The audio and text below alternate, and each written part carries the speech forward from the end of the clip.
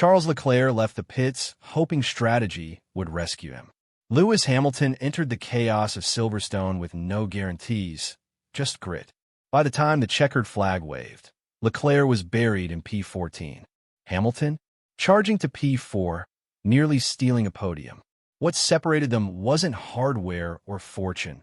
It was mindset, awareness, leadership. Both Ferrari drivers had equal machinery, but only one weaponized it. Leclerc got stuck behind Gasly, lost precious seconds to Alonso, and drowned in radio uncertainty. Hamilton, he carved through the field. Gasly, Stroll, Russell, clean, calculated, silent. While others second-guessed, he let his driving do the talking. That's what leadership under fire looks like. Silverstone didn't just expose performance gaps.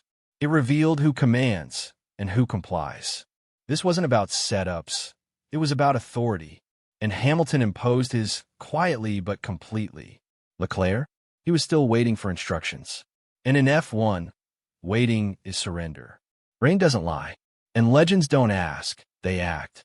Lap 13. The heavens opened. And so did the real test. Leclerc hesitated, complaining about spray, waiting for a call from the pit wall. Hamilton? He felt the grip vanish and demanded wets. No hesitation. His crew responded like clockwork. In that instant, instinct outran instruction. As Charles floundered in the gray zone, Lewis surged. In the storm, he found not just control, but rhythm. Not the kind that asks, what now, but the kind that says, asterisk, follow me. Asterisk. Leclerc's onboard showed a driver unraveling. Oversteer, wheel spin, voice cracking, the car's not turning. Hamilton, meanwhile, tweaked brake bias, danced with the track, and sliced through the chaos like a surgeon. This wasn't about the faster car. It was about the sharper compass. When visibility vanishes, the track lives only in your instincts. And Hamilton didn't just outperform Leclerc, he exposed him. Because when water hides the line, the one who reads it first rewrites the pecking order. Same team, two radios, two realities. Leclerc on lap 18. What are we doing? Do I box? The voice of a passenger. Hamilton, calm and commanding. Let me know the window. I'll manage. That's not a driver asking. That's a leader dictating. Ferrari thrives on hierarchy. But Silverstone proved they respond not to volume, but to clarity. Hamilton gave orders, they moved. Leclerc asked questions, they stalled. In racing, communication is a weapon. Hamilton wields it like a blade. Leclerc swings it like a blindfolded guess. And in moments of chaos, that distinction defines survival. After the race, Leclerc blamed the car's handling. But the deeper truth? Ferrari trusted one voice. Because at Silverstone, team radios didn't just transmit, they revealed. And what they revealed is a shift already underway. The real question, does Leclerc realize it? Then came lap 42. Hamilton was within DRS of third. The intermediates were fading. The undercut was screaming. And this time, Ferrari acted, they called him in. One lap later, Hülkenberg pitted too, but Lewis was already gone. That one-lap advantage? Pure instinct.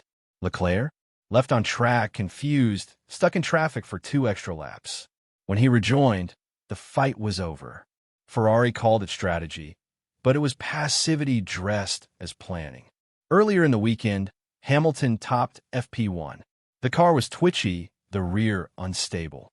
Yet he pushed it into contention. That's not setup, it's psychological defiance. How many times can a driver reset belief before it shatters completely? When Lewis said, "You're kind of in no man's land," he wasn't just talking about entry points. He was sounding the alarm. For him, performance isn't just pace. It's connection, driver to car, driver to crew, driver to purpose. Break that connection, and the stopwatch becomes meaningless. Inside Ferrari, a quiet phrase echoes. Solo until 2026. Meant to reflect contract terms, but in truth, it signals isolation. Sources whisper. Hamilton's feedback is logged, but sidelined. The 2026 simulator work is built around Leclerc's driving. Aero updates tuned to his style. Lewis is still waiting for the car to fit his hands, not just his reputation. Silverstone cemented the reality. Hamilton is driving for Ferrari, But he's not with Ferrari. The delayed strategies, the radio silence, the post-race PR spin, it all points to a painful truth. Right now, he's not a teammate. He's a borrowed icon. Respected, not empowered.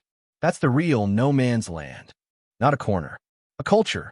And a growing fear that Ferrari didn't sign Hamilton to follow him. They signed him to stall for time, to quiet the critics, to sell the dream. But Lewis Hamilton doesn't vanish in silence. He turns it into fuel, into revolution.